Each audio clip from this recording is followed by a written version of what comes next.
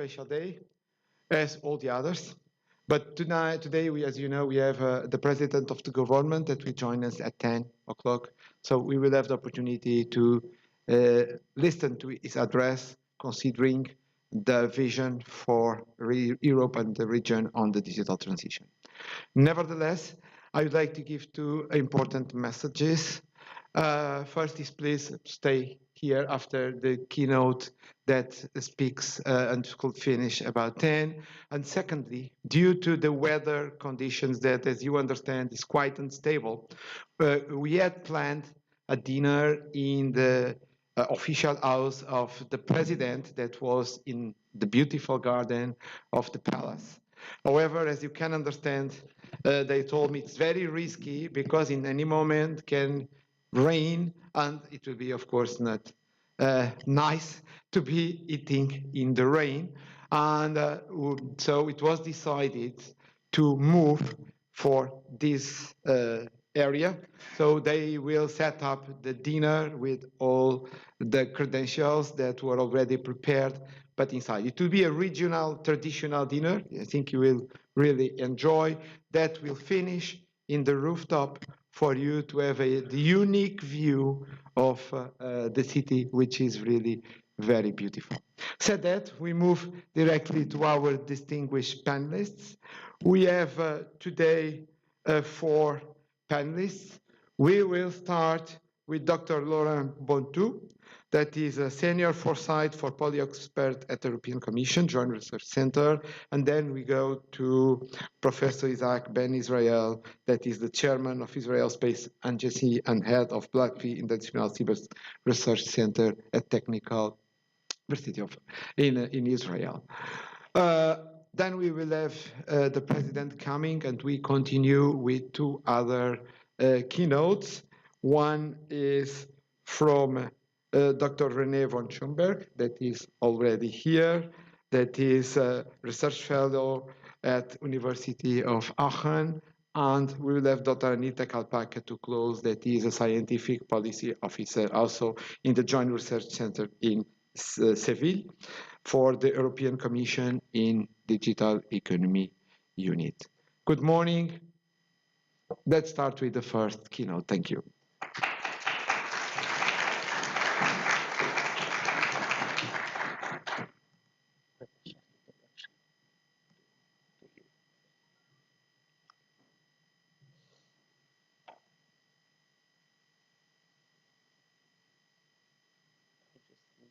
Laurent Bontou, Senior Foresight for Policy Expert at European Commission Joint Research Center.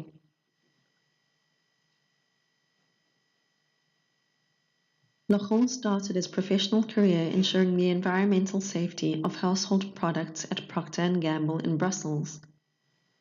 After joining the European Commission, he was mostly dealing with science to inform policy making, especially regarding risk assessment.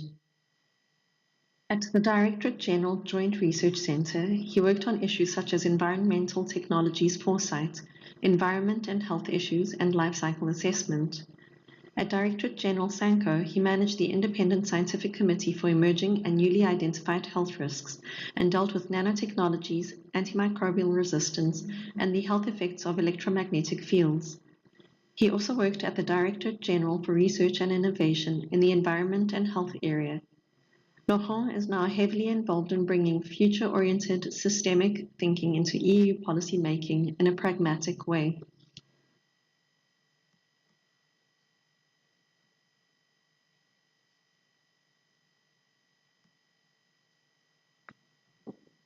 Thank you very much. First of all, I'm very honored to be here today, and I want to thank the organizers very much for having invited me to speak to you about how to use the foresight in practice. So where I work at the Joint Research Center, we do what we call foresight, and I'm in the Competence Center for Foresight. And here. And we deal with something which is paradoxical. You know, the future does not exist, you know, and in an institution which is meant to be providing evidence for policy making, you know, dealing with something that does not exist is a bit paradoxical, but still, we can read the future to a large extent in the present, in what we know about today. And we can understand a lot. And so we also know that the future can be built to a very large extent. And that's why it makes sense to do policy. Policy making actually works. So what's great about the future is that it's very rich in possibilities. Because it does not exist and it can be shaped, you can actually create the future that you want. But foresight really helps develop awareness in the potential of futures. It can help update assumptions that people have about the present and sometimes the future, improve the understanding of very complex conditions and circumstances that we have to navigate. And it also creates an openness, a mental openness, to really enrich policymaking. So really, in a nutshell, what is foresight? Foresight is a way to bring people together to create collective intelligence in a systematic and participatory process to look into the medium to long-term future. Okay? That's, in a nutshell, what this is all about. And when doing this, we realize that we can create different images of the future. So we can create different plausible rationales of how events could unfold and then create future developments. Why do we do this? The main purpose of this is to really shape and create the future that we want, because we are here to help policy making or decision making in general, because people in companies also do that. And it helps enrich strategic understanding before taking action. It helps people understand the possible consequences of trends that we know today. And very importantly, it really helps people develop what we call a systemic understanding. Yesterday we've heard a lot about complex systems, like the energy system in Madeira, that we have to deal with. All these things do not behave in a linear way. And so doing foresight helps people understand this complexity. And also, it helps bring people out of their tunnel thinking. We tend to always extrapolate what we understand about the world to create an image of the future that we each have. If we share these different perspectives among a diverse group of people in these foresight processes, it helps us overcome really narrow thinking and helps us actually seize the opportunities to the maximum. So, back to the lesson, foresight's aim is to really shape the future, create the future that we want. So, of course, foresight is not modeling, so it relies mostly on qualitative logics. You put people together, they think together, and they create narratives and pictures of the future together.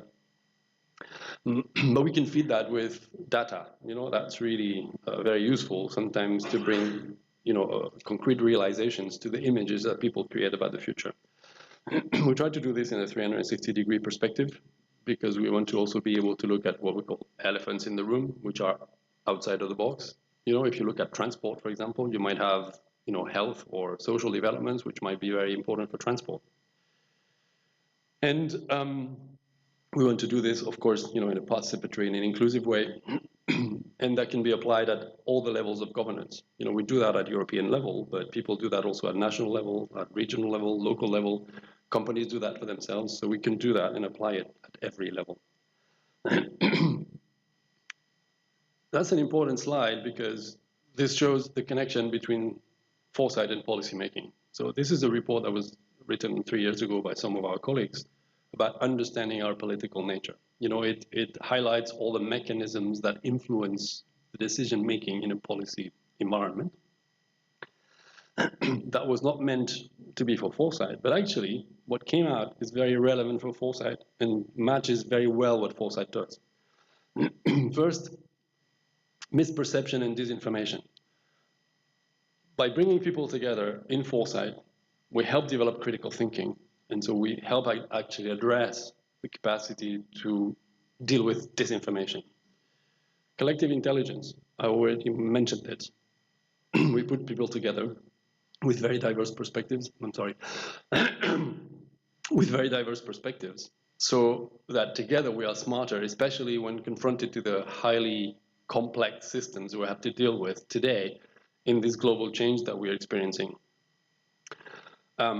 3 emotions. Emotions, when you create narratives, when you create images of the futures, always come to the fore. So we channel that in a coherent way, in a constructive way, to really help people create good images of the future. Values.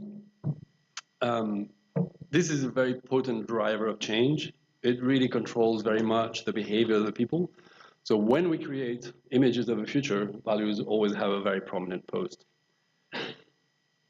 Creating scenarios about the future, creating narratives, images of the future, also involves framing, narratives,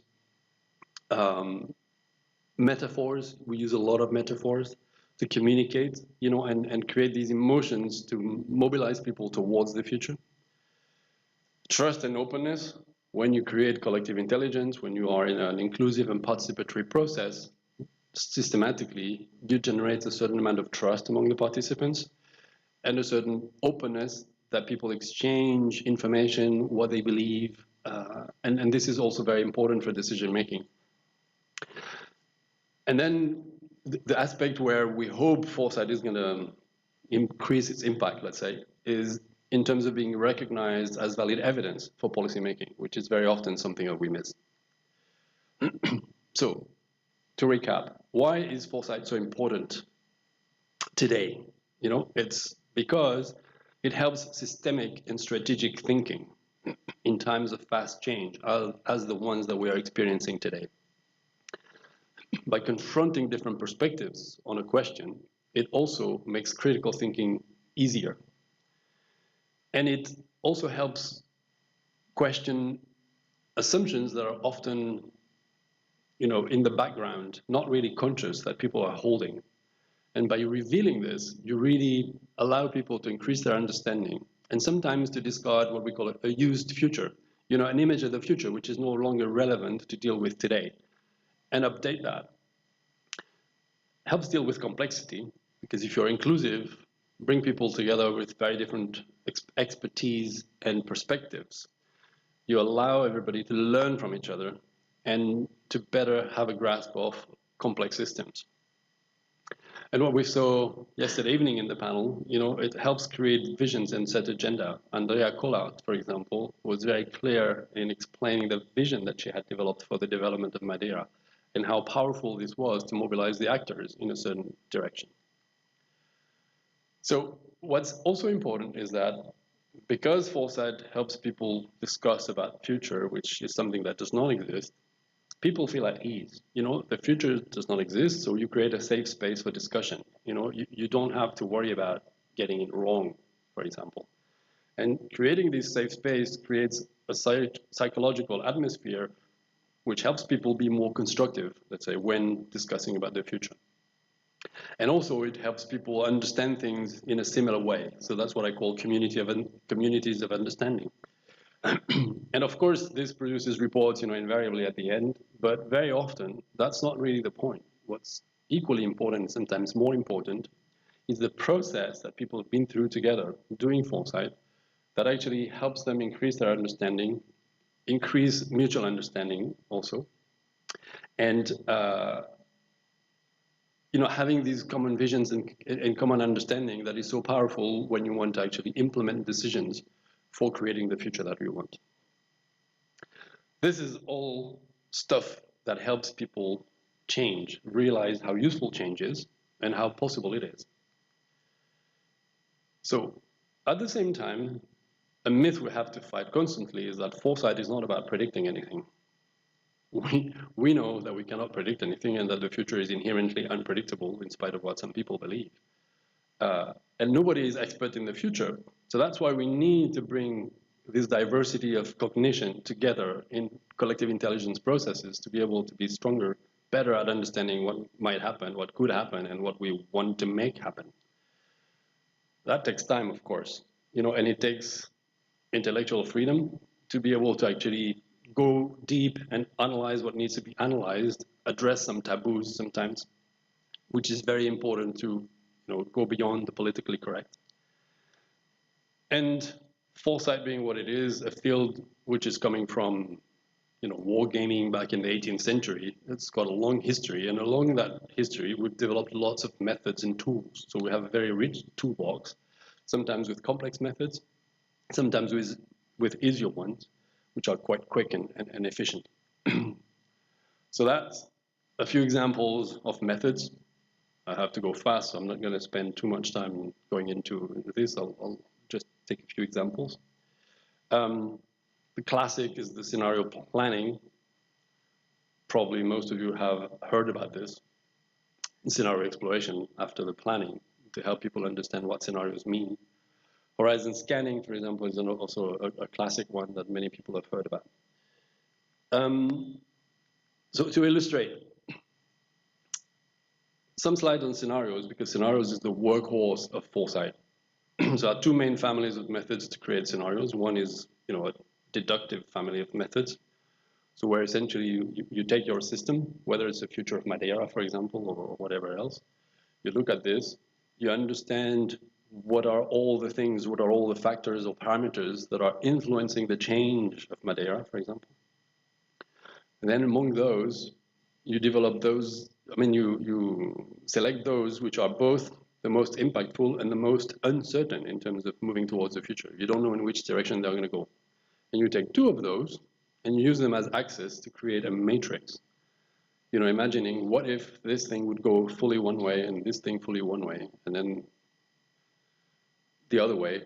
And this way you've got a 2x2 matrix that helps you understand, create scenarios which are easy to compare and contrast. It's a very nice analytical support.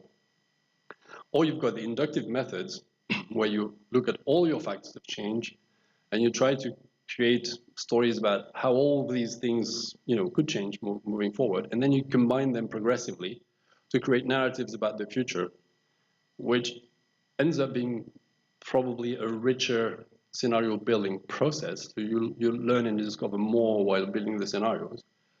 But then it's more difficult to use the scenarios as analytical tools afterwards compared to the other method. So anyway, we've engaged in these kind of exercises at European Union level, and we have created, in a participatory process, 4 scenarios for the future of Europe in the world that we use as reference for a lot of our foresight work. So very quickly, these are the 4 scenarios. One is called storms, one is called endgames, opposing views, and struggling synergies. I'm not going to have time to go through them. It's just to show that we have developed these very robust sets of scenarios that we're now using to stress testing strategies and policies. Okay. So very quickly, the method is you have a policy, you develop a set of options to implement that policy. Then you take these options into each of the scenarios, and then you see how each of the options would fare in each of the scenarios. And then you go into an analysis of the results and you say, okay, in this scenario, with that option, you've got the greens and the reds, in that scenario, this option would work really well, no problem. But that option would have problems. And so it's a very powerful tool to do what we call ex-ante impacts assessment. If you develop a policy, you want to have an idea of whether that policy is going to be successful. And so this kind of exercises helps you strategically understand, the value of your various policy options. Another tool we use is megatrends. So we have a set of 14 global megatrends, and global megatrends are developments that have some history, so that we have seen and monitored for the last 10, 20 years, and that we believe will continue for the next 10, 20 years. So we know that they will impact us regardless, for the relatively long-term future. So we have 14 of them, and we use them to help people also stress test their policy ideas. And we do this in a 360-degree perspective using, the 14 megatrends. And by doing that together, we help people also understand how megatrends interrelate in relation to their own specific policy. So that's very quickly the process of the method. So we go screening through all the 14 megatrends. Then we understand how each of the megatrends can impact your policy action. And then we look at the specific implications that this could have before drawing conclusions about action. Another example I want to take is an example we ran 3 years ago for DG TaxUD on the future of customs in the European Union. Because after 50 years of successful implementation of the customs union, people wanted to understand how to make the next 50 years as successful as the first 50 years, because they were very conscious that the world is changing very fast. And so, they were becoming a bit anxious that it might not be as easy going forward than it had been in the past. So they started to do their own, thinking about the future. But then they realized that they needed a bit of more of a structured approach.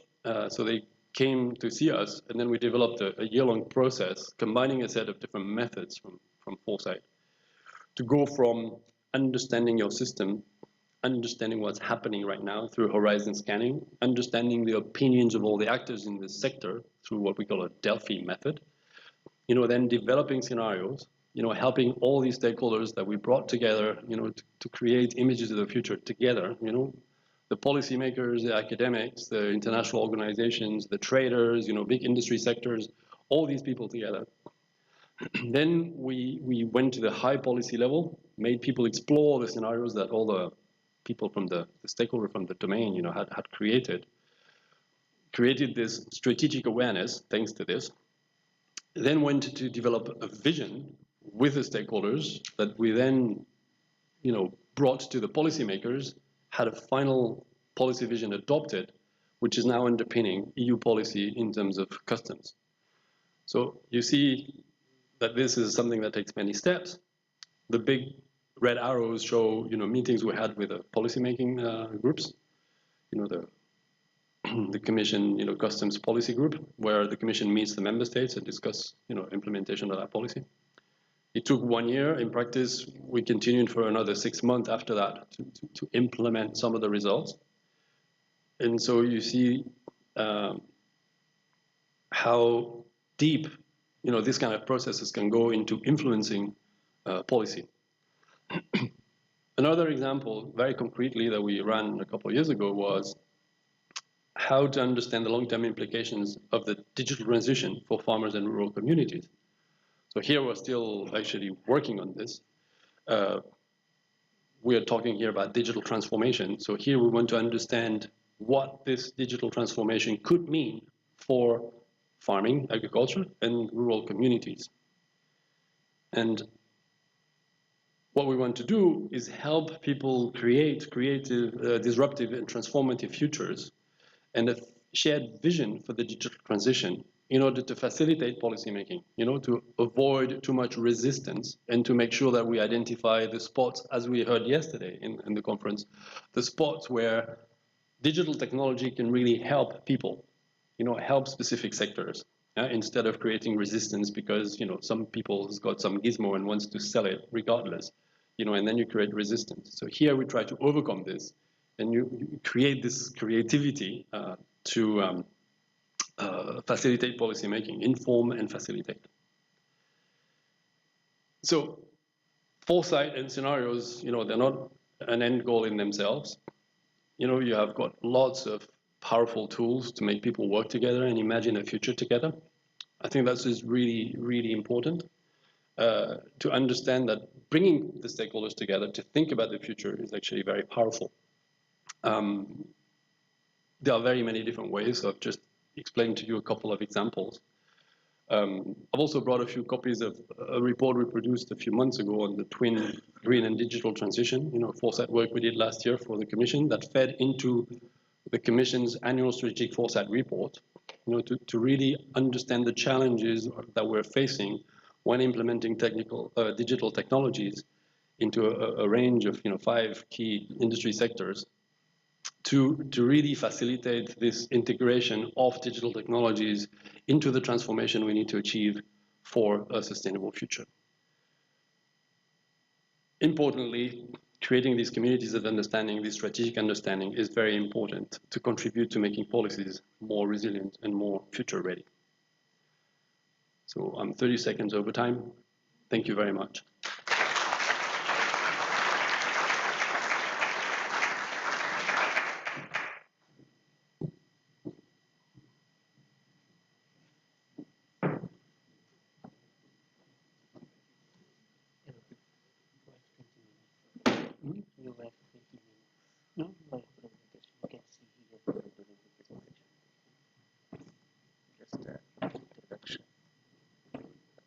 Isaac Ben Israel, head of Blavatnik Interdisciplinary Cyber Research Center at Tel Aviv University and chairman of the Israel Space Agency, University, receiving his PhD in 1988. In January 1998, he was appointed as Director of Defense R&D Directorate in IMOD, receiving twice the Israeli Defense Award. After retirement from the Israel Defense Forces, Isaac Ben Israel joined the University of Tel Aviv as a professor and was the head of the program for security studies. In 2002, he founded and headed the Tel Aviv University Workshop for Science, Technology and Security. Professor Ben Israel was also a member of the Israeli Parliament between June 2007 and February 2009. During this period, he was a member of several committees, including the Security and Foreign Affairs Committee. Nowadays, Isaac Ben Israel is the head of the Blavatnik Interdisciplinary Cyber Research Center of Tel Aviv University.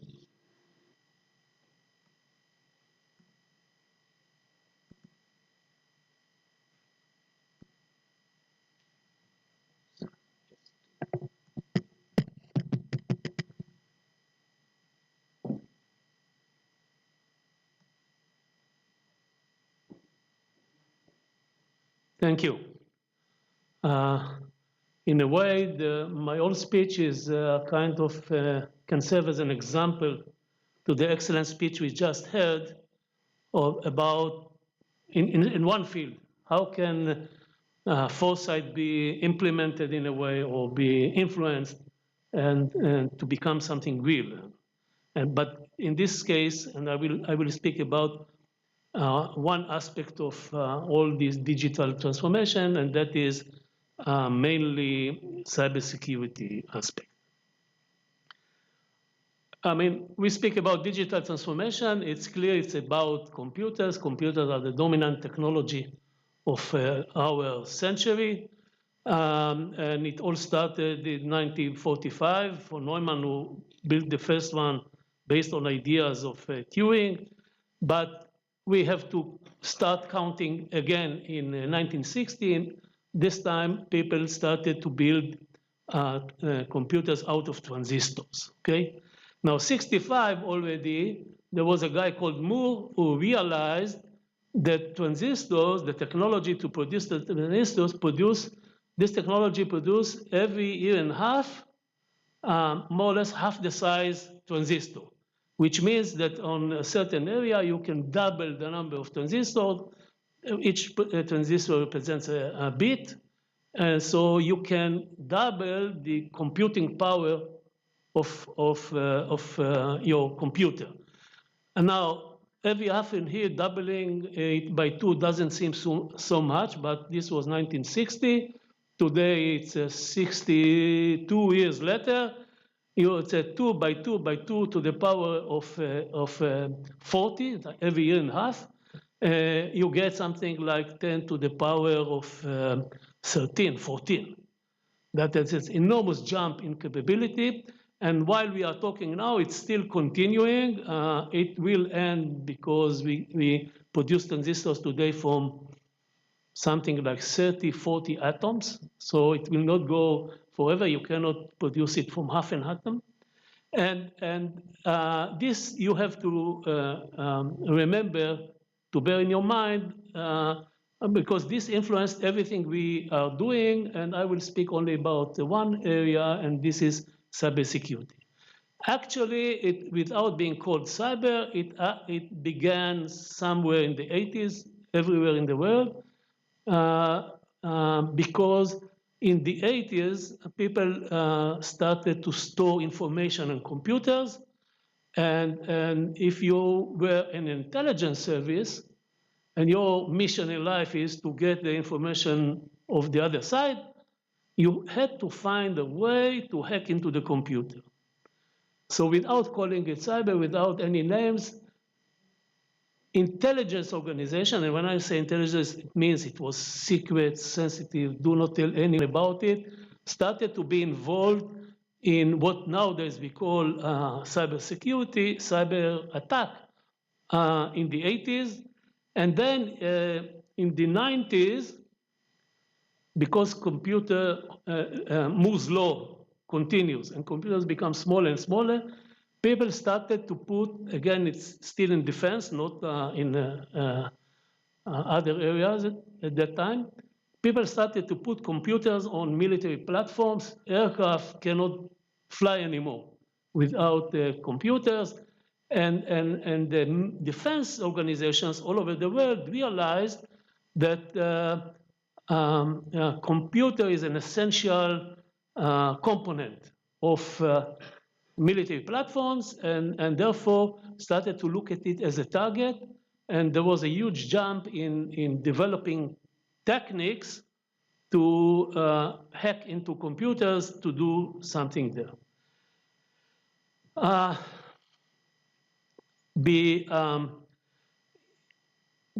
This was, I mean, in the 90s, I would say people realized that the foresight, I may call it now, of Alvin Toffler.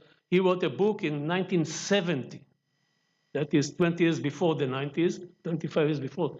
He wrote a book called The Future Shock. I'm sure every one of you is aware of it. And later on, The Third Wave, in which he tried to, put like what we call, by mistake, phones or smartphone to correct it. Then what will be the implications on our life? It's not only defense, as I told you, it started there, but even politics or things like this. I mean, if I will, in one tweet, could connect to 100 million people or something like this, do I need any more parties or things like this? This is all written in the books he wrote. And people started to realize it's not science fiction, it's not about something that may happen, it is happening. The internet came to the world in '92, and it's happening now, and therefore we should do something. You can add to this some philosophical reasoning, which I will not go in this short time over, and economical one. I mean, Paul Romer was in the 90s, was 35 years old. 2018, he got a Nobel Prize for economy, but already in the 90s, he realized that economy is based on knowledge. Computers are machine to process knowledge, and therefore this area will change the way we live. If we change economy, we change the way we live. And you take all these ideas, and you can see here, by the way, Paul Romer on the right side. A few months ago, I told him that he was, in a way, the spiritual founding father of Israeli cyber capability, and he was very, very much surprised. He never heard about it. This was when he was still young. You take all these and you come to the conclusion that you have to do, I mean, if you have the right understanding of what can happen in future, present, etc., everything that we heard before, you can come to the conclusion that you have to protect your computers. I mean, we become dependent on computers because of this technology. We have to find a way to protect it. Because by doing it, I'm looking at you, I mean, all of you more or less are involved in trying to apply computerized technology for the benefit of society, healthcare, and other areas. We are not usually aware that by doing it, we create a weak point. We become dependent on this technology, and bad guys, and there are always bad guys, criminals, ideological organizations, terrorist groups, hostile countries, a huge spectrum of bad guys, they will try to use this dependence not for the benefit of society, this is why we all do it, but for their own interest. And this is the whole idea. Now I will jump this. Toffler talks about it, and this led. Now I'll tell you what happened in Israel. Okay, In Israel, we realized the defense potential, intelligence, and later on use it as targets already at the beginning of the 80s. And in the end of the 90s, after being involved in this, we came to the conclusion, which was based on two assumptions. I will immediately say what it is, that we have to change the way we behave. One is we realized after some 20 years, 30 years, 40 years of being involved in it in defense, in secretly, okay, we realized that it is not, I mean, computers are now dominant not only in defense, but in almost any field we human beings are involved in, civilian as well. Second one, we realized that unlike what people usually thought then, and most of the people usually still thinking like this, it's not about information. I mean, I told you the whole history was hacking into computers in order to get the information. Once you can hack into a computer, you can cause a physical damage. And physical damage is something different, okay? If I take the example of health care, you can do something to the IT systems of hospitals or healthcare organizations, etc. It is quite problematic by itself, but you can also cause a physical damage. Let's say you change the machine that reads the barcode in the blood bank, the barcode of the type of blood, okay? So people will get, instead of type this, they will get type B or type O or type God knows what. People will die. This is a physical damage. It's not about encrypting the information or changing it or stealing it or things like this. Once you realize this is the case, you start treating much more seriously the question of defense, of security. Secondly, the second observation or assumption was that there is a huge difference between different countries in the sense of dependence on this technology. Okay? Israel, for example, in the Middle East, was very much dependent on computers. Almost everything we do in Israel already some 20 years ago was controlled by computers, not by human beings, which meant that we were much more vulnerable than all our neighbors. And therefore, we should start protect our, what we call critical infrastructure, power production, water supply, hospitals, I mean, healthcare, transportation, you name it, everything was controlled by computer. There were people there, but they were not manually controlling the production of the systems. They were looking at the computers to check if they act properly, that's all. But the systems were controlled by computers. And therefore, already in 2002, I was then still wearing uniforms. I wrote a letter to the Prime Minister, and as a result of it, Israel was the first country in the world, this was 20 years ago, to set up a national unit that was put in charge of cybersecurity of critical infrastructure. All those critical infrastructure that I mentioned. The world, I mean, beside this, beside Israel, most of the world treated cybersecurity as a sensitive technology for defense, and therefore it was not known by the public. Until 2010, someone attacked the Iranian uranium enrichment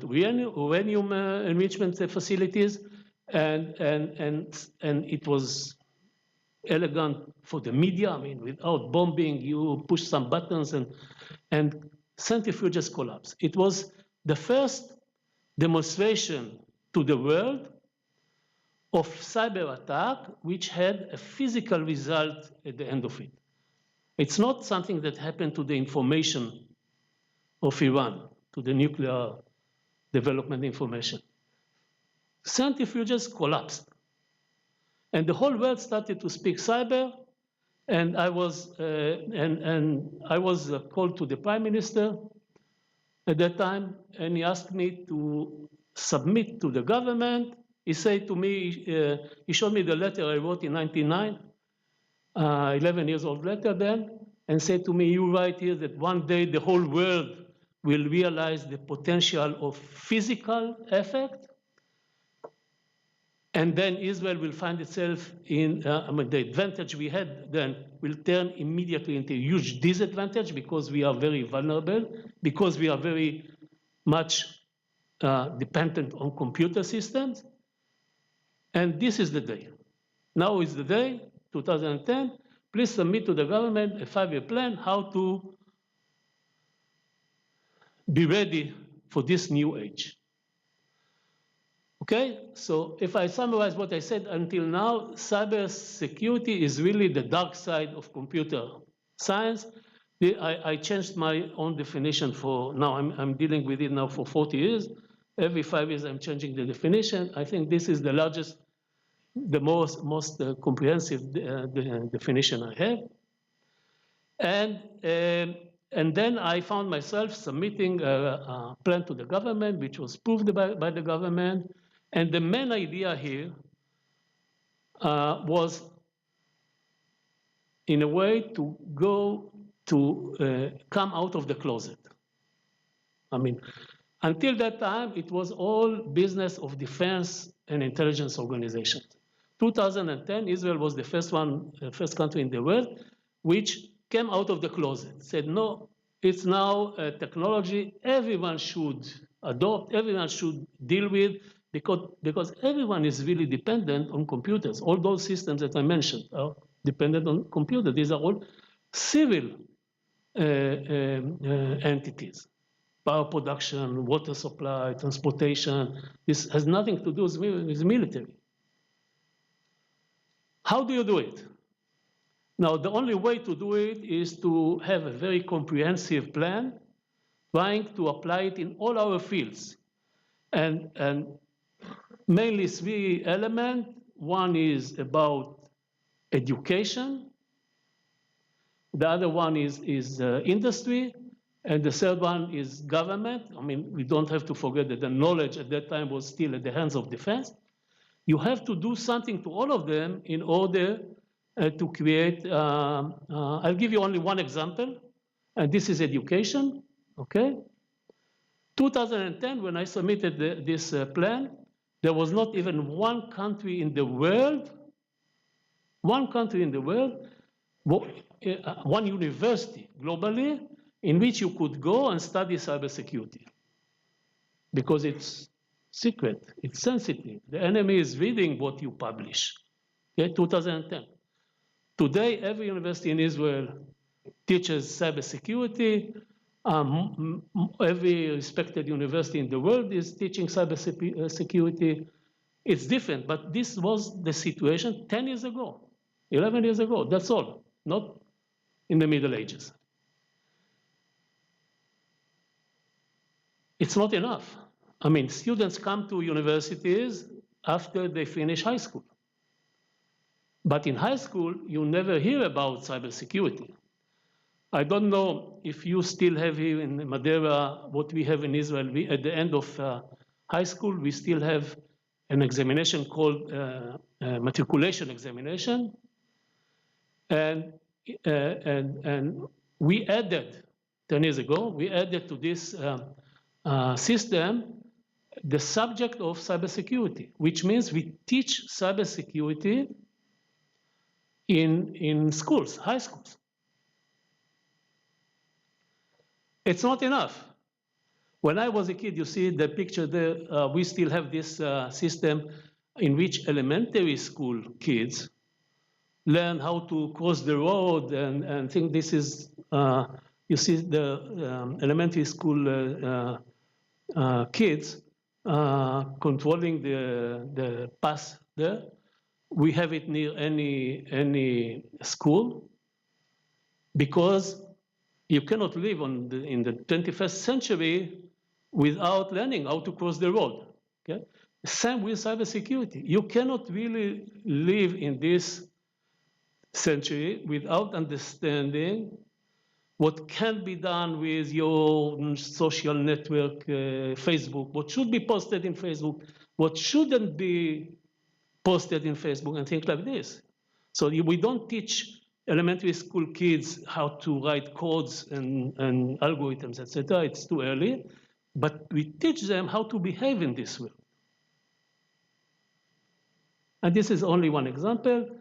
The results were much more than we expected. Give you only the last, I mean, if you take, for example, the global market in cybersecurity, Israeli share is 10% of it. We are less than 0.1% of the globe in terms of population, and 10% is quite high. In terms, what is more perhaps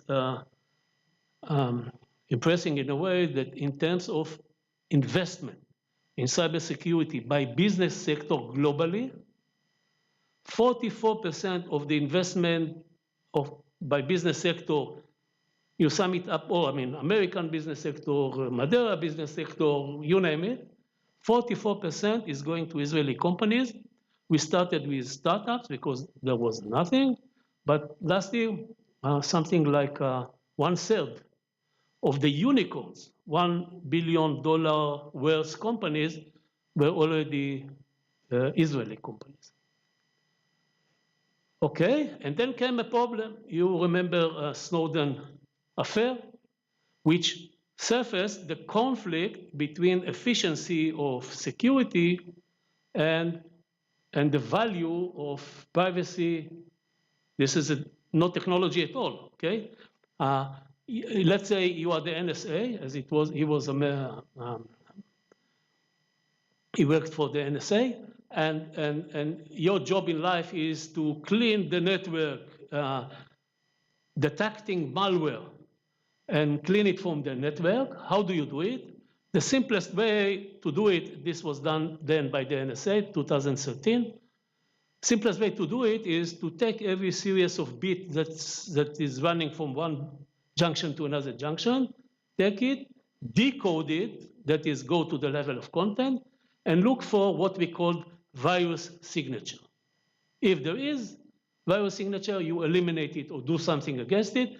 If there isn't, you ignore it. But by doing it, you actually read all the communication between your own citizens. We are not speaking now about bad guys, enemies, etc. It's your own citizens, which is a value we would like to keep. So you cannot choose one and say privacy is important, security is not important, or the other way around. You have to balance in a way. And I was again called to the government, and I submitted another plan how to balance. I will not go over it because I have very few minutes now. But one of the things we were the first to implement was machine learning, that is computers that will go over the series of bits without decoding it. The machine will, we use machine learning in order to learn what could be, what series of bits is suspicious as carrying malware, without going to the level of content. If you have enough information, you do it. You can detect abnormal behavior of certain series of bits, and only this abnormal series, only these are analyzed and perhaps even decoded, but not generally everything that is running in the network, because we want to balance between the two values. And fortunately enough, 2014, I mean the same year we we came with this recommendation. The one British guy called Goodfellow, a really good fellow, published a paper on what we call now GAN, generative adversary networks, and that is, in a way, is you can train if you don't have enough data, and this is something we all suffer when we speak about application of AI. If you don't have enough data, you can simulate it.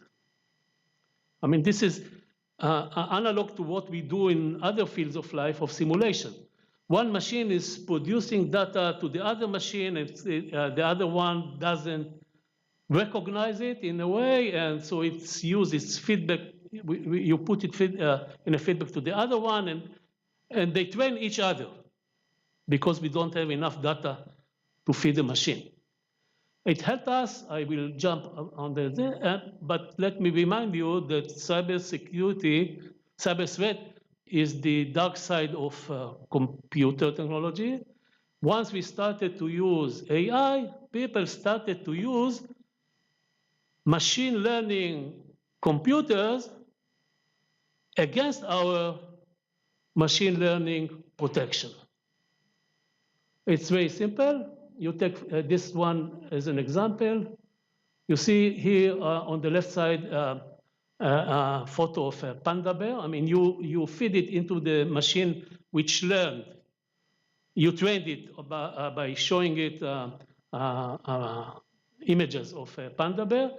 You put a new one to the computer. It will be identified in this case. This is a result of one of my students. In this case, it will be identified as a panda bear with 57.7% reliability. You add to it this dots there in the middle for our own eyesight, the normal eyesight. It looks like the image on the right. You don't really see the difference, but for the machine, it will be identified as a gaboon monkey. You ask yourself, where is the monkey? For the algorithm, it uses the way the machine learning algorithm is working in order to produce the result of gaboon monkey with 99%. We can do it with people. The dots now are added to you see the eyeglasses, okay? And instead of seeing this image, you will identify it as that image. And you can choose even what the result will be, okay?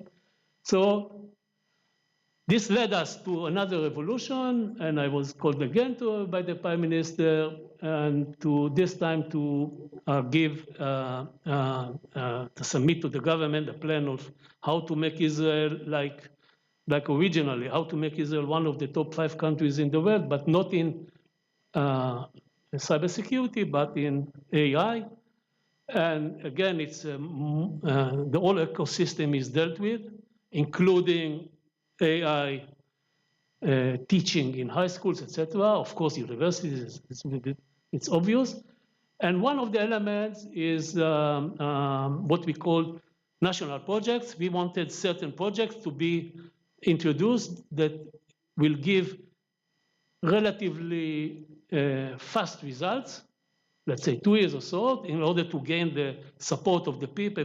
We wanted people to, and also the politicians, as you mentioned, we want them to realize it's not something that will have results 30 years, 40 years from now, or something like this. It's something that can have immediate results. We chose, naturally, we chose health, we chose transportation, we chose home phone security. In Israel, it's still a problem. And we found in healthcare, we found problems which we call human nature problems. It has nothing to do with technology.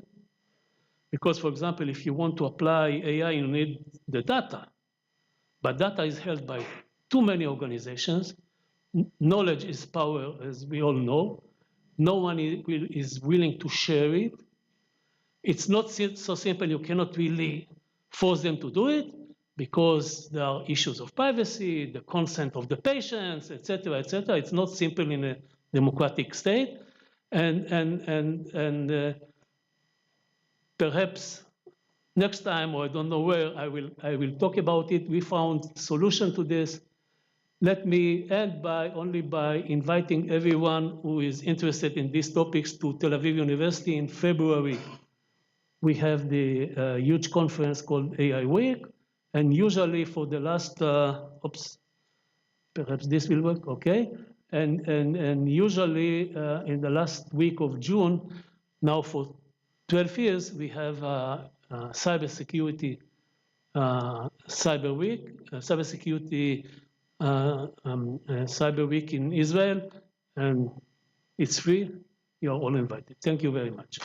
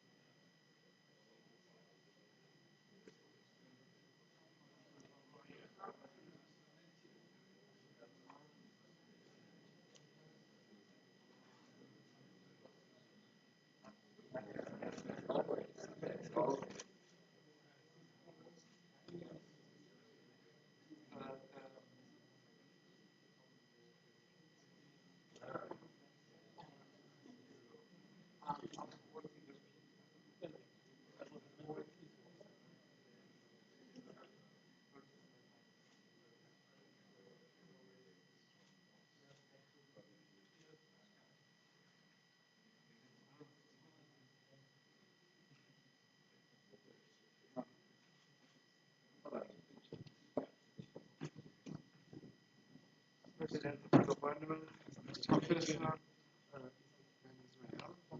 General, and it's the authority.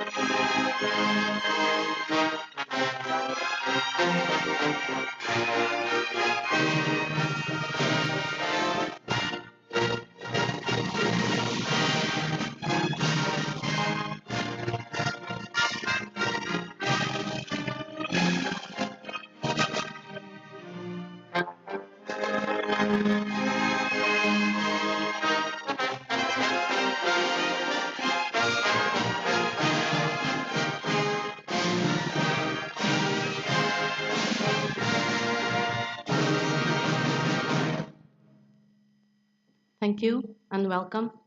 Please welcome Professor Ricardo Gonçalves for a brief intervention. Thank you.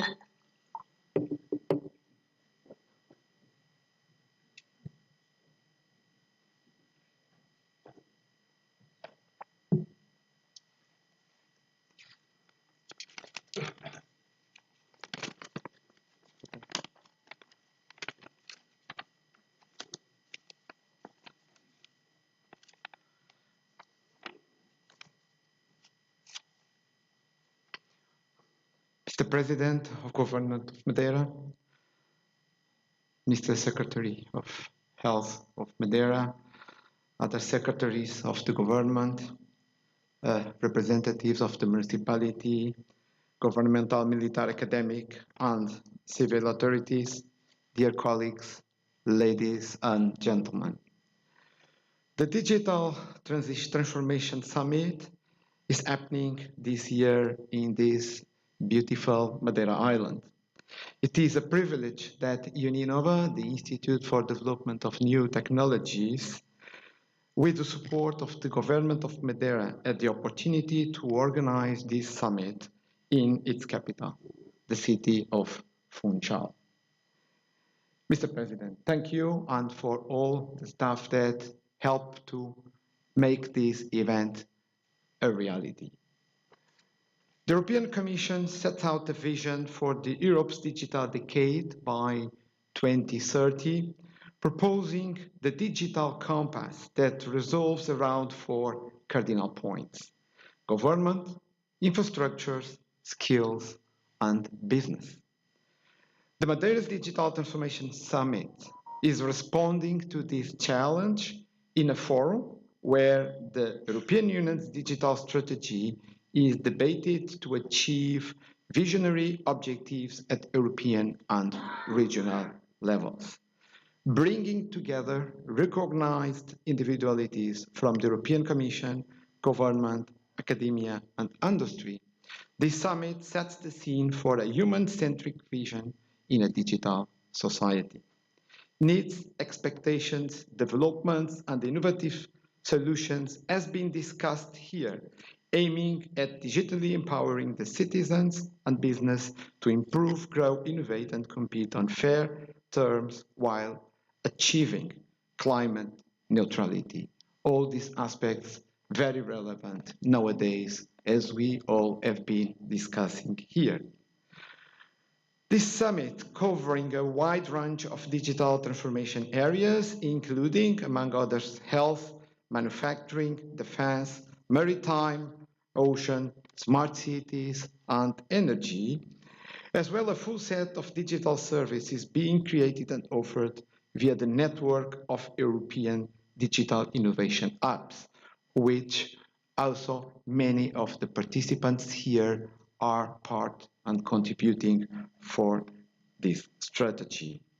Horizontal challenges for unlocking digital transformation potential, a technical side ranging from artificial intelligence, big data, and cybersecurity, and at society level, including digital literacy skills and social inclusion, have been also part of the focus of these discussions. Hence, the summit joins policymakers, authorities, industry, researchers, and the community of users in a unique high-level discussion and networking supported by research and innovation cooperation mechanisms that is paving the way for the next digital generation. With more than 320 participants here in this summit during 3 days, we are today closing with what I consider a great success, the 3rd day of the summit, with clear and sound contributions and impact to the society in Europe. I cannot finish my address without thanking very much all the colleagues that hardly help the organization and to make this happen, especially those that were directly involved in the setting of the summit, including many of the colleagues that I have here present in room.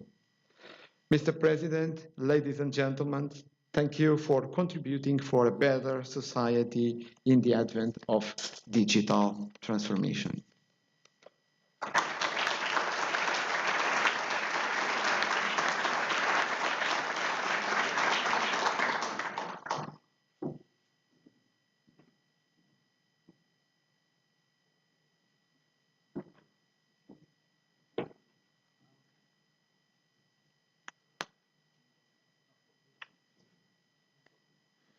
Now we will watch a small video from a deputy from the European Parliament, Claudia Aguiar.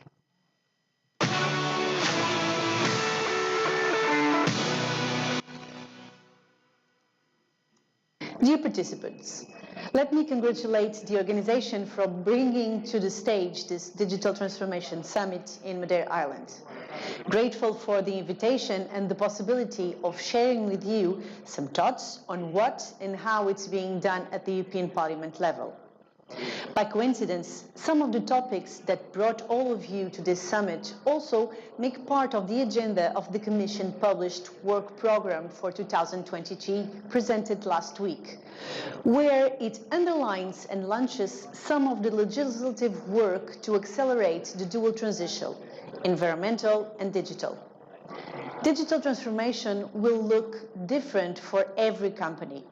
Integrating digital technology into all areas of a business will result in fundamental changes to how business operate and deliver added value to customers. We can mention the customer view, products and services, data, and new technologies. But if leadership isn't at the heart, it will fail.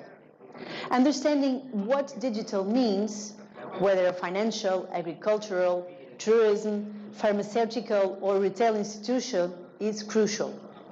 From the legislative perspective, it demands a joint effort from European institutions, member states, governments, and as well as from enterprises. We want to encourage enterprises to at least reach a basic level of digital involvement, and we must create safe and sustainable digital infrastructures that can serve them. We must also invest in our human resources, train IT specialists, and provide the means to make essential public services 100% digital. The European Union's digital strategy aims to make this transformation work for people and businesses while helping to achieve its targets of a climate-neutral Europe by 2050. We are working to help fast-growing startups and small businesses access finance and expand their businesses. We want to strengthen the responsibility of online platforms through the Digital Services Act, clarifying rules from our online services. We want also to make sure that European rules are fit for the digital economy. We want to ensure fair competition of all companies in Europe, as well as increase access to the high-quality data while ensuring that sensitive data is safeguarded. We must be sure that everyone has at least basic digital skills, that 5G internet is available in every household, even in the most remote, and that we are able to provide them the necessary protection and guidance during this transition. I want also to take this chance to highlight the importance of technology, for example, in the tourism sector, and the intelligent management of destinations.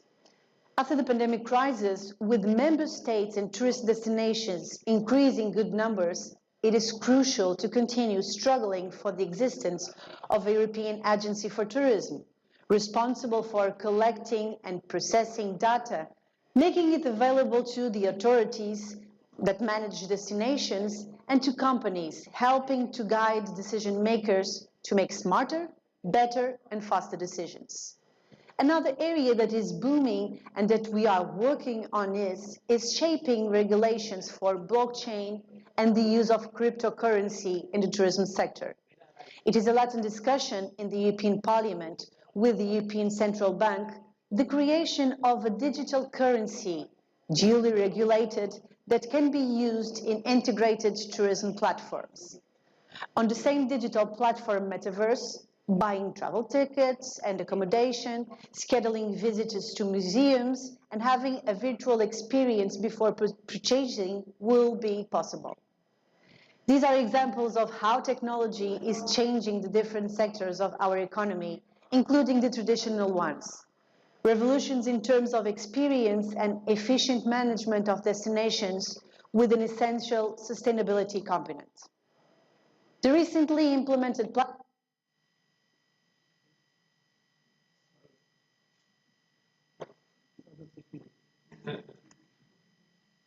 a little problem.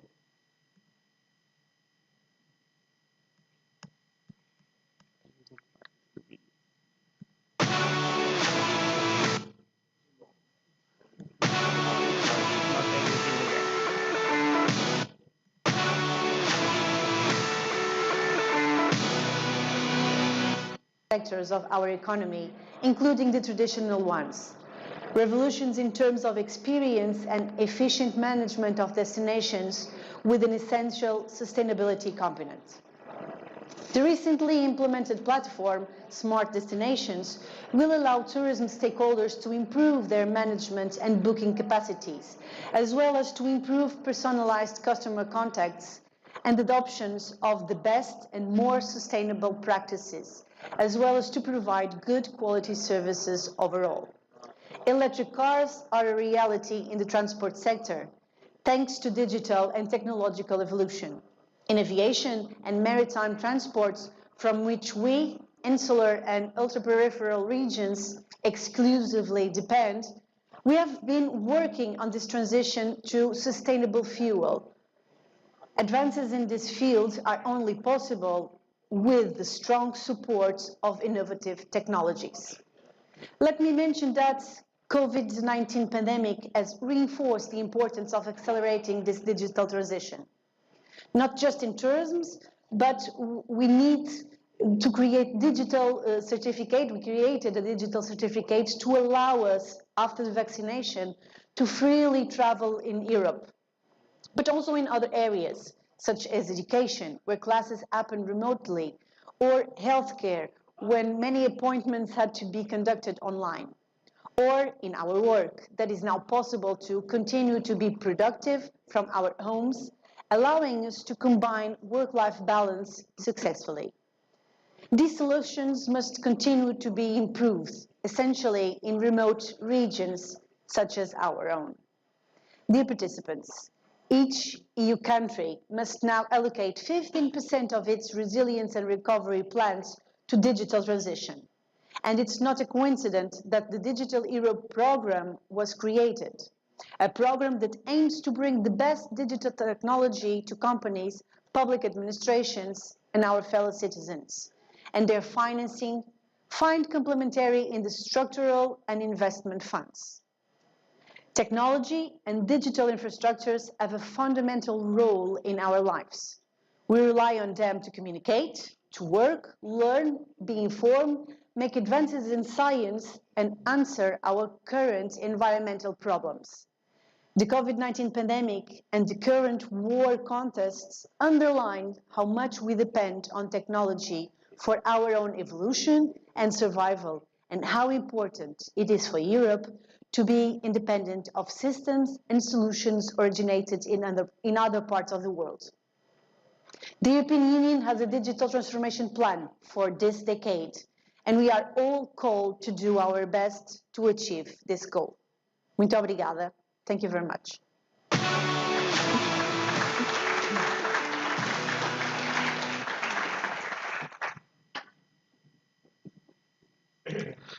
Ladies and gentlemen, the President of the Government of Madeira.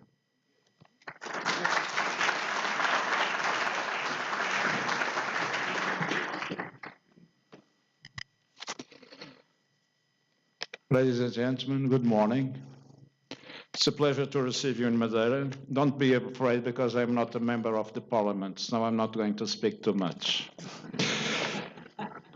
Dear guests, Ricardo, thank you. In 1965, more than 50 years ago, a guy called Gordon Moore wrote an article in a scientific magazine in America.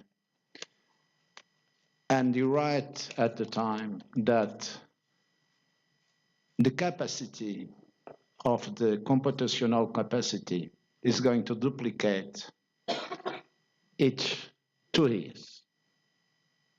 That's happened more than 55 years ago. What's happened is that the guy is wrong because the capacity, the duplication of the capacity computational is not duplicating. It double each 18 months. And since then, the changings in the technology have been amazing. We call these changings this exponential growing. And this exponential growing is very different from the linear growing.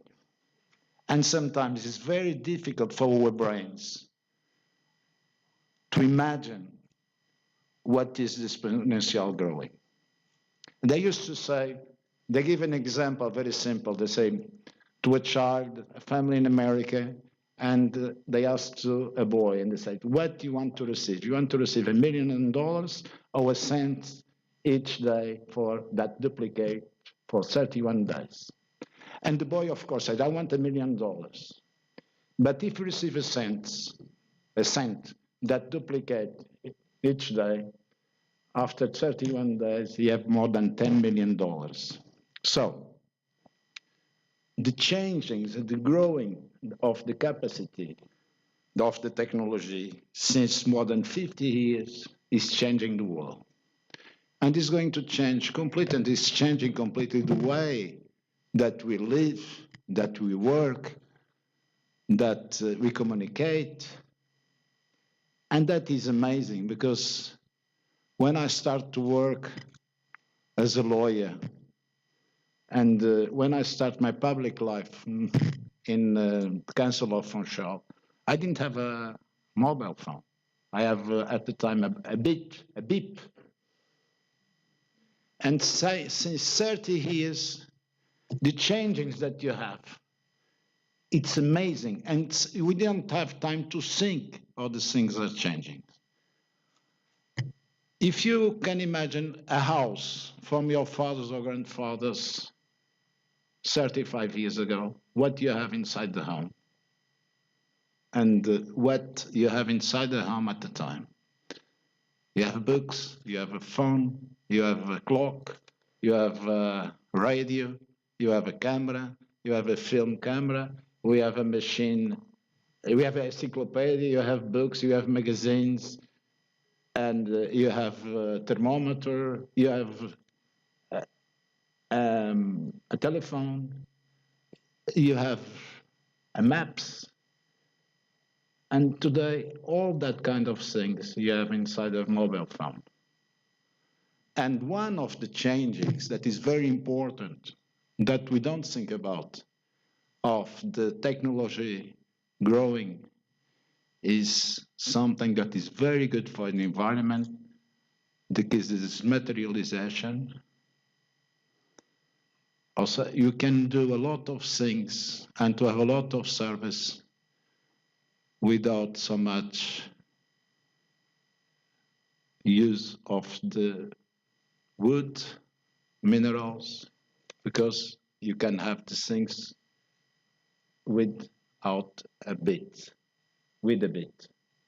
So one of the first success of the new technology is the dematerialization of the world. You can do a lot of things with less spending of the materials from the earth and less energy. And the other thing too, it's that the technology is something that is growing and is very good for mankind, because technology is like music. You can have the people, you can have a guy from Finland, a guy from Israel, a guy from China. and they can play the same piece of Bach or Wagner. That's a language that the people can understand each other. If the technology you have a good use for the technology, the world can understand each other. And that is very good too. So, what's happened today? For some countries, for some regions, the changing of the technology is a very good opportunity too for the development. If you think about Madeira 40 or 50 years ago, it's ultra-peripheric regions. It's very difficult for us to build factories, to export goods. The distance between the centers, continental centers, the big markets, it's more than 1,000 kilometers. We don't have space. We have to spend hours and hours and a lot of costs to take the people from Madeira to Paris or to Berlin. You have to spend a lot of money to transport the goods that we produce. And today, Madeira and, for example, Israel can be in the center of the world, because with the technology and the costs of the technology is lower and lower and lower and lower each year that is passing too. One of the reasons of the deflation, the technology take the deflation, not the inflation, the deflation, because to produce technology is cheaper and cheaper and cheaper, and the use of the technology is cheaper and cheaper and cheaper each year. That means that you can have a market of 7,000 millions of people, and you can work here, or you can work in the ultra-peripheric regions the same way that you're working in the center of Berlin, in the center of Rome. So, the revolution that occurs in the technology is something that is very good to create equal opportunities for the societies. The third thing that I think that is very important is that the changings that we had the last years shows to the world, and this is something that the members of the European Union know, that the future of mankind have to continue to be in two pillars: the use of the reason and the science. We have the COVID. Imagine, because the people don't have time to think about these subjects, in 8 months, we put the resources in the investigation, and you find the vaccination against COVID. In 8 months, they start to study the investigation, the science of always the solution for the problems of mankind. And what's happened today, it's that the technology in energy, in the health, in healthcare, in business, is going to transform the world. And if we know how to use the technology, we're going to have a better quality of life for mankind. Of course, the good news is not news, as you know. Every day in the world, 47,000 people get out of the poverty. But that is not a new. It's a good news, but that's something that's happened every day, thanks to the evolution of the world. And the technology, this revolution that occurs, is something that if the people know how to use for the good and not for the bad, is going to be one more solution of the human being for the future of mankind. Our achievement, our goal in Madeira is to transform our island in a technological hub. And we want to count with institutions, with universities, to have partnership with us. I think that the technology allows us to work together in an easy way. And we want to work with all the institutions, all the universities, all the countries to construct here in Madeira too a better world for everyone. And that is my message. You can count with us, with young generations from Madeira, because we are ready to lead this new revolution that we have in front with the partnership with our friends from other countries and especially from the countries that want to work and the institutions that want to work with us. Thank you very much. It's a pleasure to receive you, and I hope that you enjoy your stay in Madeira. Thank you.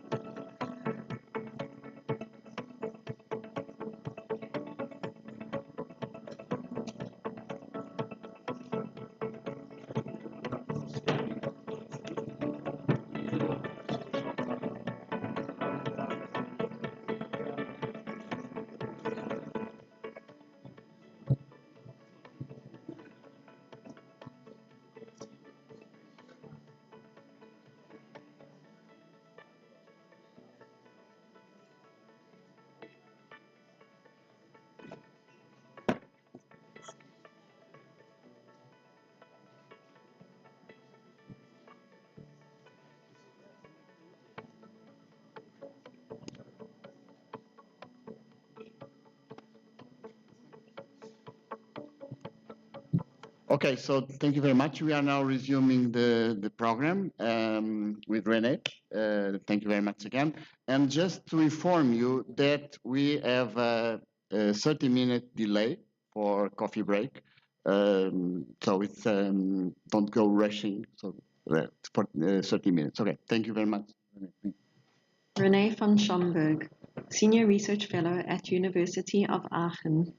Rene van Schomburg holds PhDs in Science and Technology Studies from the University of Twente and in Philosophy from the Goethe University in Frankfurt am Main. He was a European Union Fellow and guest professor at George Mason University and was later with the European Commission until 2022.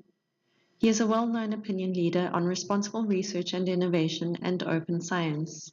He is a leading expert in the field of decision-making under scientific uncertainty and provides scientific advice and policy.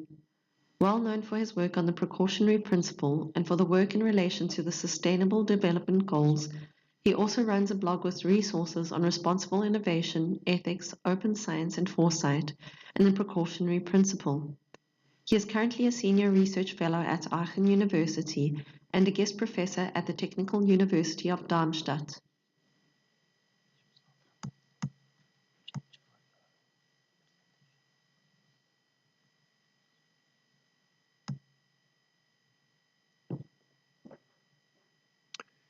Thank you so much. Thank you for the organizers to bring me to such a highly informed conference and excellent speakers and participants. Well, now for something completely different. I will talk about the prospects of responsible research and innovation for digital technologies, and to give a very short definition of responsible innovation. Responsible innovation is about driving innovations towards social desirable ends. Now, this sounds very self-evident maybe, but in the tradition of research and innovation policy, it isn't, for many reasons, and I'll mention two.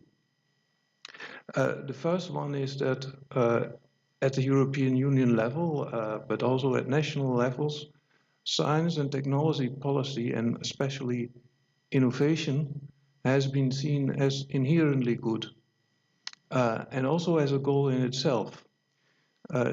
The ideology, so to speak, is that any innovation contributes to the prosperity of society by bringing, economic benefits at the macroeconomic level. So the central idea was very often in research and innovation policy just to speed up innovation. It doesn't matter what the outcomes are. This is left over to the market. Now, I will talk actually now about one pillar of responsible innovation, which is value-driven innovation. And that in itself, again, sounds maybe familiar to you, but again, it breaks with the tradition in research and innovation policy. Because at the European level, and also again at national levels very often, research and innovation policy is the only policy which is not driven by values. In the European Treaty, we have all kinds of interesting values and important values, sustainable development, quality of life, etc., which are values which drive environmental policies, food and safety policies, even trade policy, but not science and technology policy. The treaty simply says science and the European Union shall promote science and technological advance. Point. So you can imagine that 15 years ago, when I tried to introduce responsible innovation at the European agenda, it was something of an uphill struggle. And one of the uphill struggles was explaining that innovation can also lead to irresponsible outcomes. And this is my point of departure. I just want to give some examples of irresponsible innovation, and it does not relate so much to the products in itself, because they can all be illegitimate, but more on the process, how we tried to get to them. So I have categorized those in 3 categories. This is technology push, policy pull, and neglectance of fundamental values. Just to give one example of technology push, which is probably very familiar to you, is the case of GMOs. There was one company in the mid-90s who tried to establish GMOs on the European market very quickly, but then this bounced back because citizens, and especially also farmers, didn't see the obvious benefits these technologies would bring. It is in itself, again, the product, it's not the product which is in itself the problem, but the process in which it was done. It was tried to establish a fait accompli without engaging and informing the citizens at large. Another example is policy pull, where policymakers want to introduce a technology sometimes beyond the technological feasibility of the stuff. One example has been biometrics. Engineers have told me always biometrics will bring very safe passports. This 1 in 20 million cases it will go wrong. In fact, the Dutch passports, which had the first biometric devices in it, they were wrongly read 1 in 5 times. So you see that these are cases of things where things went wrong. And I think one other example is, and I think this brings us to the realm of digital technologies, is when we ignore fundamental values. And this can also be sometimes combined in the case of a technology push.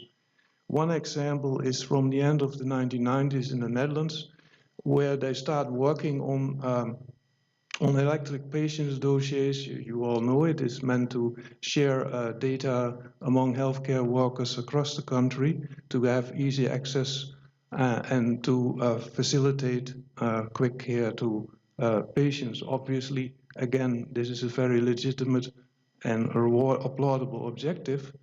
But after 10 years working on that, at the same time, of course, the computing patient power was increasing. It was very much a technology push. And by 2010, when the legislation on this issue came into the Dutch Senate, it was voted down because of security and privacy issues surrounding this project. It was predominantly not clear who had access, who had ownership to the data. Are the researchers, are the patients, are the doctors? These things were not clear. It was not in the design of the system, and this is why it failed, and multi-millions of euros went lost. So ignoring fundamental values can be very costly. Ignoring fundamental values decide about success and failure of a particular technology. Now, we are now in 2022, so almost 20 years later, after the Dutch tried to implement an electronic patient dossier, and also which happened in parallel in many other member states with similar problems, by the way. We now have a Commissioner for Health and Food Safety who declared that citizens should have the full right to rectify and control their data. So it took 20 years to take an element into account which is fundamental, is a fundamental value, and is a fundamental value for the design, not just for particular technologies, but also for digital ecosystems. Now, values can co-evolve. They are not fixed entities. A good example is actually the issue of privacy itself. Maybe as an example to clarify this, when Röntgen discovered Röntgen photos, he could only experiment this on his own hands and that of his wife because it was then seen as an invasion of privacy to make a picture, to make a Röntgen picture of your body. So privacy does not disappear by it, but it can change over time, as well as the technology. So foresight becomes here then, of course, very important. Gratefully, Laurent already explained what foresight is about, so I will not go into details on it, later come back with an example. But again, if there is lack of foresight, it also leads to irresponsible innovation. Because going back to the example of the electronic patient dossier, was it now 20 years ago so difficult to understand that you should engage patients, citizens, nurses, doctors in the design of the system rather than ignoring them by a fully engineered technology push? Was that so difficult? No, it was not difficult. At that time, there were foresight studies would tell you that you should do it. But we have a culture which was then still much technology driven, and indeed innovation is inherently good without thinking that it should lead to social desirable ends. Finally, I think what is very important in understanding the development of technology is that the public-private dimension can shift. Recently, actually, notably into the direction of the private sphere. I will come back to this, but again, this will have consequences for the design of our systems and also can make or break the success of these systems. Now, another example from smart cities, this was just happening this year in a city in the Netherlands, in Wageningen, where in a smart city project, smart streetlights would be introduced. Sorry for the Dutch language here, but these streetlights are complete technological systems equipped with digital information boards,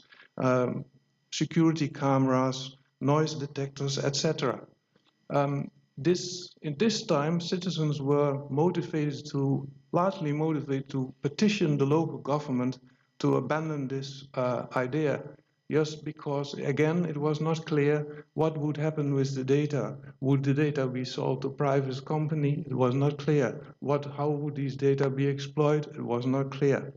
So you see again, also 20 years later after the electronic patient dossier, the similar issue still remains. The difference is, of course, that citizens has become sensitized on this issue and now also become actively and demanding that their insights should be included in the technology. Now, this is a somewhat radical example of value-driven innovation or design. And this is an example of maybe you know it, in the 1930s in the New York area, a lot of low bridges were built. And these low bridges were deliberately built low because it prevented public buses to go to the beaches, and public buses were predominantly used by Black Americans. So in other words, this is racist design.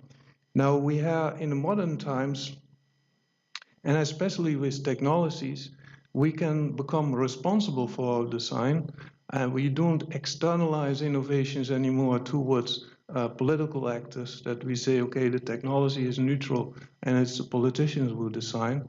No, we have the design already, the values already at a place when we as researchers or designers make these systems and implement these values. So how to do it right? I will skip some slides in order to confine with my time limit. This brings me to the element which is associated with value-driven innovation, and this is the case of anticipatory governance, which of course includes the use of foresight. Now, this can be an example of farms of our future. It says small and smart, but it could also be very big and smart.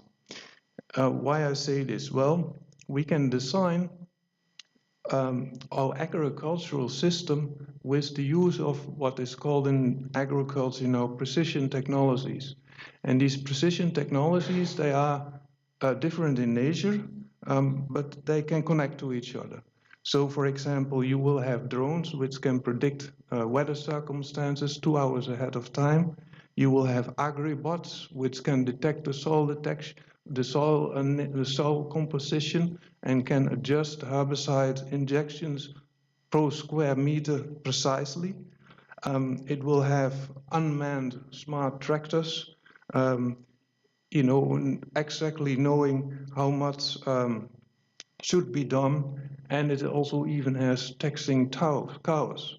Now, all these technologies can again be designed in different methods with different values. Again, central in this whole story is, of course, who owns the data, with whom you share it, and how do you exploit them. So you can very much imagine that such farms, and in fact, this is technological seen to be a reality actually in a short time, is that farms are completely empty of people. It can be completely unmanned. Tractors can be unmanned. And the data collected on these farms can be managed remotely by big companies. Let's say a big company in Detroit, Monsanto, remotely steering farms all over the United States. You could also imagine small and smart farms where farmers actually work together with each other and share their data on what they gain on the farms, and that the data are not owned by the companies, but by the farmers. And they use them to learn from each other and also sell their products online. So you will if you have followed these two scenarios, you could have a scenario in which I would call, in terms of foresight, the responsible innovation scenario. The alternative would be just to leave it to global markets. So in terms of stakeholder involvement, this means that in responsible innovation, of course, you need to involve all stakeholders' hands, including citizens, farmers, and producers. Whereas technology, global market-driven innovation will be formally led by technology itself. And as a consequence, and also in terms of overall technology design, the introduction of these technologies will become sequential. So you will have some new technologies for individual benefits occurring at some time in farms. And that has a consequence for the design as a system.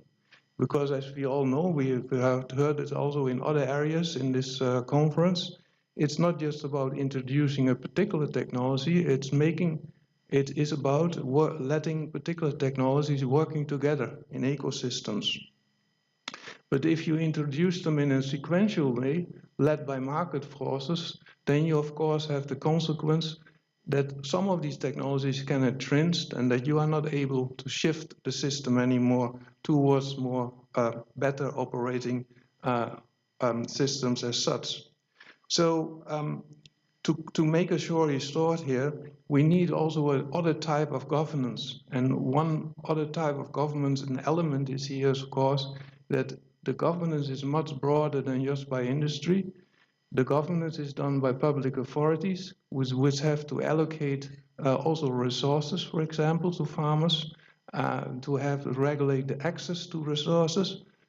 Maybe we have to regulate by codes of conduct because we cannot do it in terms of legislation in the case of emerging technologies. And for legislation, it's always an issue. You can legislate too early or you can legislate too late. If you are too late, then you cannot change the system anymore. If you do it too early, the technology may have evolved later on and you don't capture its nature properly.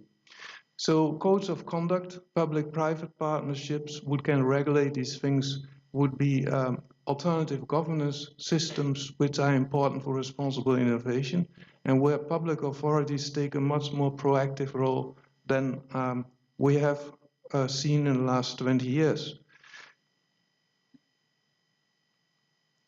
So to make this even broader, I was last week in Vienna on a conference on digital technologies to be introduced in 3 big regions in Europe. One was in the Grand Est, France, farmland in Sweden, and Styria in Austria. And for all these territories, so to speak, citizens, producers, industry, public authorities, so the whole so-called quadruple helix was involved in developing a vision for the region to 2030 to develop strategies for digitalization.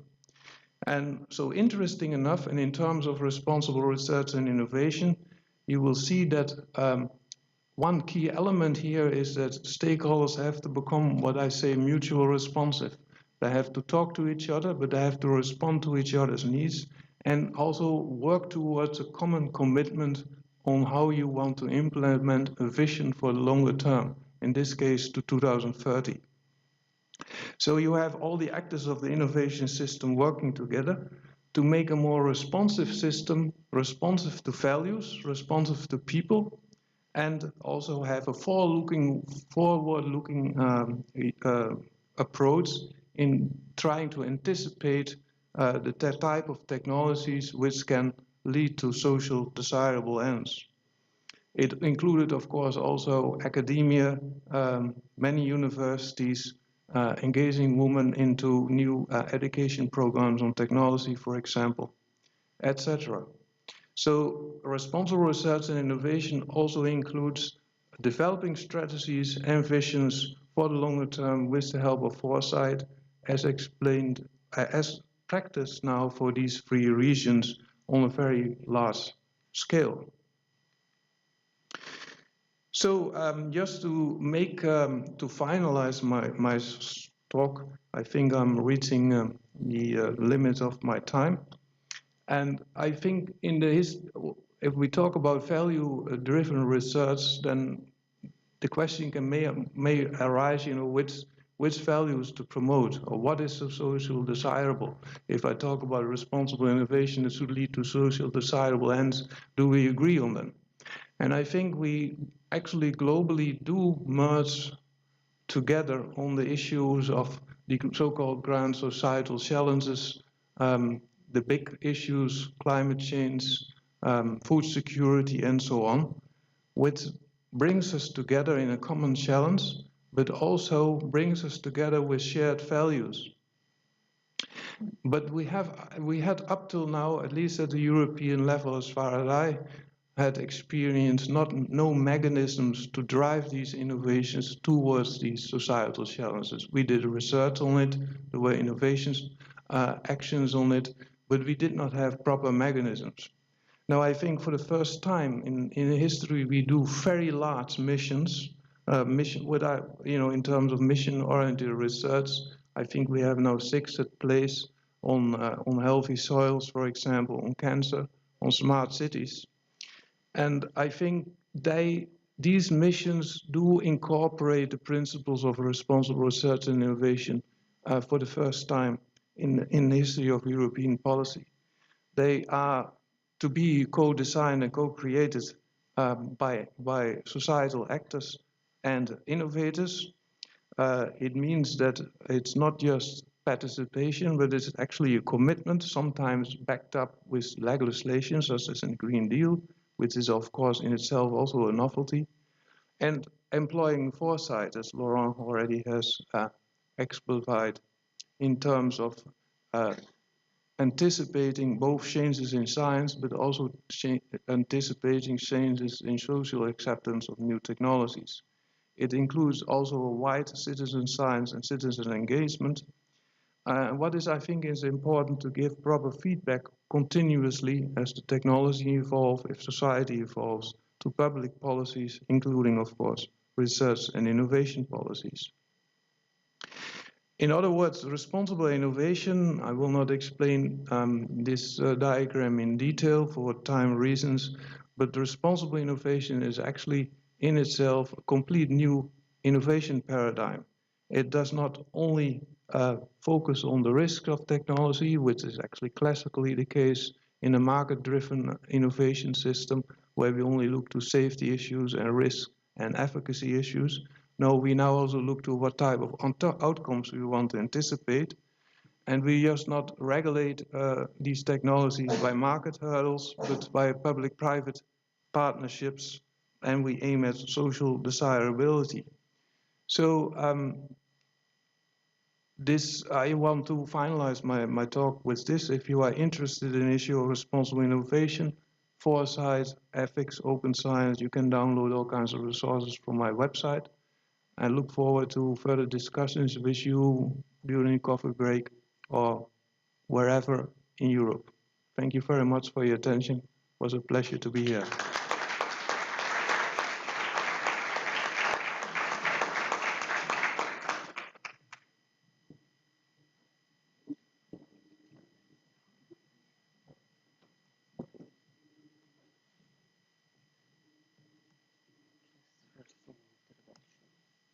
Anita Kalpaka, Scientific Policy Officer in the Joint Research Center Civil, Digital Economy. Anita Kalpaka is a Scientific Policy Officer in the area of digital economy at the Joint Research Center of the European Commission. She has a multidisciplinary academic profile, combining graduate studies in electrical and computers engineering and 2 MSc-level degrees in European Studies and International Public Governance. In the earlier stages of her career, she worked in high-tech multinational companies in Greece and abroad, and in the implementation of e-government in the Greek public administration. She joined the European Commission in 2015 in DG Regio, providing thematic expertise and promoting the role of digital within smart specialization strategies.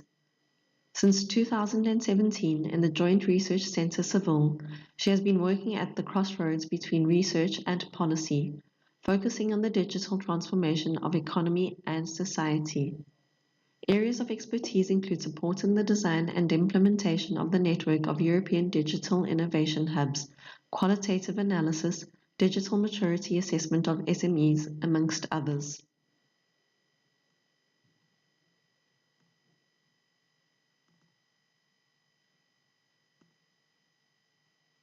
Okay, good morning, everyone. From my part, as well. Last but, but not least, I would like to thank a lot the organizers for inviting me in this event in beautiful Madeira. I don't have to say anything on myself because of this early introduction. A lot of things have been I guess you have already heard a lot about the Digital Decade 2030, the European strategy for the next decade, and the Digital Compass. The Digital Compass with the 4 cardinals leads us to where we want to go in 2020 in 4 important areas, which are skills, infrastructures, businesses, and government in terms of their digital transformation. As you see in this slide, the goals for each of these 4 cardinals are very ambitious and challenging, and we need proper policy initiatives in order to help us achieve them. One of the initiatives for which I am going to talk in this short presentation, which is at the core of digital transformation in Europe, is the creation of a network of European digital innovation hubs. This network of European digital innovation hubs has the goal to help Europe build and deploy digital capacities, both in businesses and in the society. And there is a lot of funding coming along with this network of European digital innovation hubs from many sources, like the Digital Europe program, the new program of the European Union that is financing advanced technologies like artificial intelligence, cybersecurity, high-performance computing, and advanced digital skills. But also there are funds available for digitalization from Horizon Europe and also from Next Generation EU and the European Cohesion Policy 21-27. The network of the European Digital Innovation Hubs will offer support for digital transformation to SMEs and public sector organizations, adapted to the local needs and based on specific specializations, many times relevant to the smart specialization strategies of the regions. And the goal is to build regional ecosystems of users and suppliers, strengthening the local innovation environment. Also, another goal is to connect the local digital innovation environment with the European ones and bring also in contact companies from one region with companies in different regions and help the internationalization of SMEs as well. Where we stand in this policy initiative at this point, and after the first call for proposals, 136 European digital innovation hubs have been selected to get funded, and they become being operational from now until the end of the year.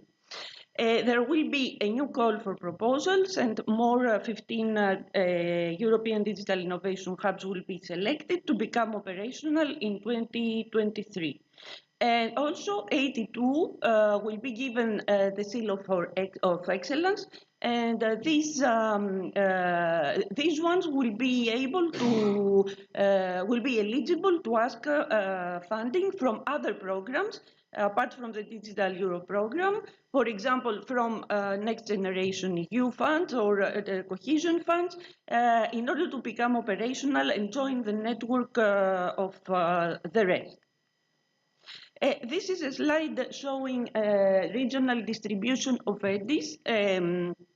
at this moment, with the first 136 hubs, we see that there is almost 50% of the regions are covered with one or more EDIs. We are very interested in the local regional dimension of this policy initiative. That's why I'm talking about regions, because we think that having a digital innovation hub in the region gives proximity to the SMEs and the businesses and the public sector organizations, and also the society, to advanced digital capacities. So we think that this coverage will be further improved in the near future with more digital innovation hubs that will be added in the first 136 that I mentioned earlier. All this network of more than 200 hubs in Europe will be supported by a central node, which is called the Digital Transformation Accelerator. This is a project financed by the Commission that will provide all the tools and the resources to the hubs to communicate, to network, to collaborate with each other, and to provide better services to SMEs and the local business ecosystem. The DTA will provide community building and training, train the trainer activities, connect to other relevant initiatives such as the cluster initiative, the ENN initiative, Horizon Europe program. Also, they will provide impact assessment and road mapping, and they will cover on the whole of the online presence and the tools for communicating and supporting the network of EDIs and their customers. So after all, we aim to create, and we are in this stage of implementing, a balanced network of European digital innovation hubs. And we have set up indicators to evaluate the performance of each hub, like the number of businesses and public sector entities which have used the services of the hubs, the amount of additional investments triggered by the interventions of the hubs, the number of collaborations foreseen with other EDIs in different regions. And apart from that, which is the indicators for the performance of the hub, we need additional impact indicators that will measure the impact of the EDIs in the local community and economy, and also the impact of the initiative, the policy initiative as a whole. And this has been selected to be as an impact indicator. We have selected the digital maturity increase in the organizations that they received services from the EDIC network. And I will mention a little bit, this is a very important part, to measure the impact of EDIs is very important for the EDIC itself in order to improve their services, and for the European Commission in order to measure the impact or not of the policies that we are designing and implementing, and where public funds and money are spent. So in JRC, we have developed a digital maturity assessment framework with the relevant questionnaires as a policy monitoring tool for the EDIC community. And this digital maturity framework, as I mentioned, as a goal, has to monitor the digital transformation of the entities that received the support. The two target groups are SMEs mainly, but also public sector entities. And in order to measure this increase in digital maturity, we will measure digital maturity in three timings. T0, which is before receiving the intervention, T1, 1 year after the intervention, and T2, 2 years after T1, which means 3 years after T0, which is just before the intervention. This digital maturity assessment will be conducted with the help of an expert from the EDIC, together with the SME or the public organization that receives the EDIC support. So I will present to you very briefly what is this digital maturity framework that we have developed, the structure of it actually. The digital maturity framework consists of two main modules. Being module 1 with customer data, with the basic data from the customer of the EDIC, and also some statistical filters that will be used later in order to get some intelligence out of the data that we store in this tool. And then we have module 2, which is digital maturity. It is the module that really measures digital maturity. And this module, there are two versions of this module. One is for SMEs, the one that you see here, and one for public sector organizations. The framework consists of 6 dimensions and of 11 questions. And these 6 dimensions cover the most important, the most relevant areas of digitalization and digital transformation today. Namely, digital business strategy, digital readiness, human-centric digitalization, data management, automation and intelligence, and green digitalization. And each module consists of respective questions that capture these levels in the organization. And this is the respective framework for public sector organizations, where we used as a base the one for SMEs, but we have adapted it to the needs of the public sector. For example, digital business strategy has become digital government strategy, and automation has been replaced by interoperability, 2 areas that reflect the importance of digital government and interoperability in the public sector organization. And all the questions have been adapted to reflect technologies and digitalization areas that are important in the public sector. So the result of this, running this digital maturity assessment tool will be available in visualized form. So every SME will be able to see the results and where they stand, and also where they stand in each of the 6 dimensions, and also in the future to see where they stand comparing to other SMEs in the region, in the country, and abroad, of course.